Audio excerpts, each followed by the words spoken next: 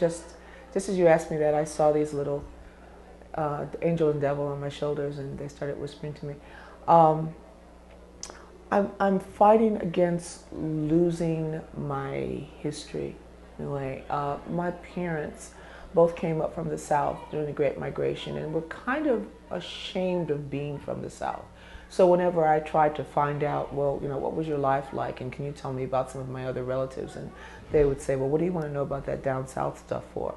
So a lot of my most recent writing has been delving to recover as much of that as I can before it's gone. I mean, my father is already gone. My mother's, is elderly at this point. And I think I'm fighting against losing that part of myself.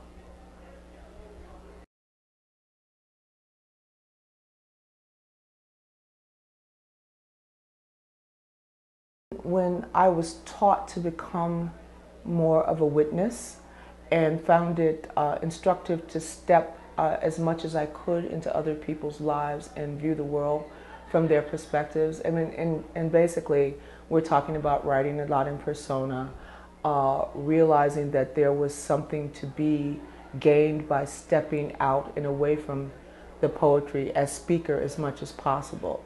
For instance, I did an entire book about Hurricane Katrina, and I personified the storm, and the perspectives that came out of that, the voices that came out, the nursing home residents that were left behind to die, things like that. I could stand back and say, this is what I see and this is how I feel about it, or I can take what sometimes seems to be a very dangerous step, is stepping into those people's lives, because you're often very frightened by what you find there.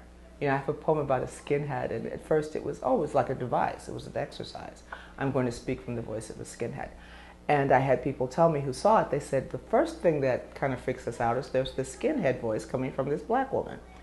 And I kept doing it and doing it. It was my voice and my voice. And then suddenly these weird inflections started to come in. And it wasn't like, I'm not versed in theater or anything. So I wasn't saying, oh, I want to song. I think if you open up that witnessing enough, that the people you are attempting to witness will tell you the direction of their story and how they want it to sound.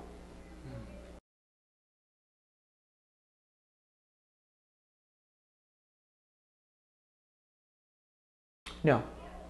Um, what happens is I think I've been writing, and I think a lot of people do this, you write toward a wall. There's always something you should be writing about that you can't do it, you can't access it.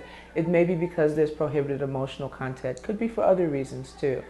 So when I finally reach and I'm able to access those stories, I kind of treasure them, and you want to keep them and look at them from all sides once you've gotten to that point. So I don't think there's a sense in me saying, well, there's something that I won't revisit. There's also not anything I won't write about, because I think what I'm doing in little bits and pieces is I'm writing my life story, and I've learned that if you do not take charge of writing your own story, you give other people permission to do it, and that's a dangerous thing.